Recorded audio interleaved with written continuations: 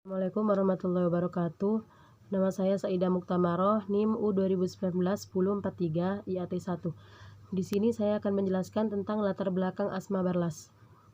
Beliau adalah seseorang yang memberikan seperangkat metodologi bagaimana memberikan pembaca baru terhadap Al-Quran, yang tidak bias gender, melainkan memberikan dukungan penuh terhadap apa yang ia sebut karakter egalitarian dan anti-patriarkal dalam Al-Quran. Karakter egalitarian dan anti-patriarkal menjadi sangat penting sebab tema-tema inilah yang kerap kali luput dari pembacaan terhadap Al-Quran selama ini. Asma Barlas memberikan penekanan pada dua hal. Pertama, menentang pembaca Al-Quran yang menindas perempuan. Yang kedua, menawarkan pembacaan yang mendukung bahwa perempuan dapat berjuang untuk kesetaraan di dalam kerangka ajaran Islam, ajaran Al-Quran. Ada tiga isu utama yang diambil Barlas dalam menganalisa penafsiran Al-Quran, khususnya mengenai penerapan prinsip egalitarianisme Al-Quran untuk isu perempuan. Pertama, soal patriarki.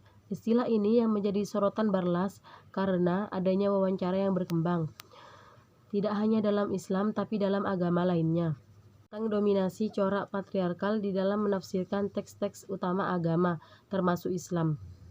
Barlas menolak adanya patriarkisme di dalam Al-Quran apabila yang dimaksud adalah aturan kebapakan atau politik pengistimewaan laki-laki. Kedua, isu-isu seksualitas dan gender dalam Islam, khususnya yang di sekitar isu persamaan, perbedaan, dan kesetaraan antara laki-laki dan perempuan.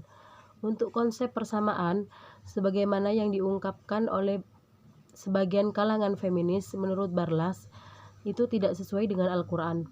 Persamaan antara laki-laki dan perempuan adalah bahwa keduanya memiliki kemampuan yang sama sebagai agen moral untuk sama-sama memiliki tugas-tugas kemanusiaan yang tidak berbeda.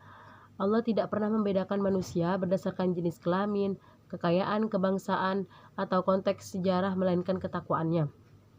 Ketiga, tentang keluarga dalam perkawinan. Bagi Barlas, sistem keluarga dalam Islam tidak menunjukkan nilai-nilai patriarkal. Selama ini memang ada anggapan bahwa lembaga keluarga dan juga perkawinan menjadi bukti nyata akan kentalnya budaya patriarkal dalam Islam.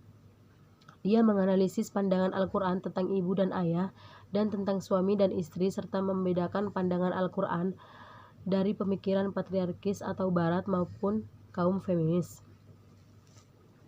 Selanjutnya saya akan menjelaskan tentang pemikiran Asma Barlas mengenai Al-Quran. Dalam penafsirannya terhadap surat An-Nisa ayat pertama, Barlas mengumpulkan satu tema dalam menafsirkan kata nafs wahidah atau jenis yang sama. Barlas menyebutkan kata nafs wahidah dalam 10 konteks ayat. Dalam penafsirannya, Barlas hanya melakukan analisis logika bahasa pada kata nafs wahidah dan rohim. Penafsiran Barlas pada kata nafs wahidah, ia banyak mengutip pendapat Aminah Wadud dan Rifat Hasan. Menurut Barlas, nafs wahidah menunjukkan bahwa manusia berasal dari diri yang satu. Selain dengan pendekatan linguistik pada kata nafs wahidah, Barlas juga menganalisis pada kata Adam. Pemahaman Barlas tentang Adam sebagai nenek moyang manusia, yang kemudian menjadi dasar penafsiran ayat tersebut, lebih didasarkan pada sejarah bangsa Ibrani daripada Al-Quran itu sendiri, karena Al-Quran tidak memberikan penjelasan tentang hal itu. Istilah Adam secara umum merupakan kata benda kolektif yang merujuk pada manusia, bukan laki-laki. Artinya, Adam dalam Al-Quran merupakan istilah yang bersifat universal dan spesifik. Dan dalam pengertian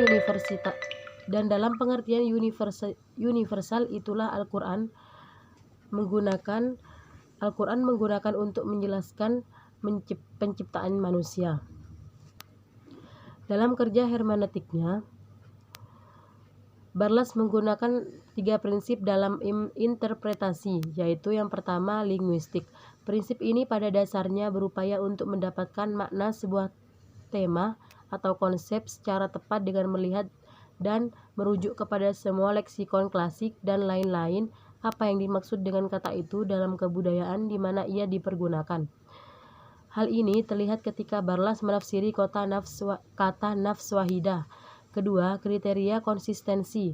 Prinsip ini adalah untuk melihat bagaimana berbagai penggunaan kata-kata dalam Al-Quran itu secara filosofis konsisten dan tidak bertentangan. Hal ini juga terlihat ketika Barlas mengumpulkan kata nafs wahidah dalam berbagai konteks ayat. Yang ketiga, kriteria etis. Prinsip ini digunakan sebagai acuan dan bingkai atau frame utama dalam melakukan kritik, evaluasi, dan sekaligus langkah progresif dalam membaca Al-Quran. Sekian dari saya. Assalamualaikum warahmatullahi wabarakatuh.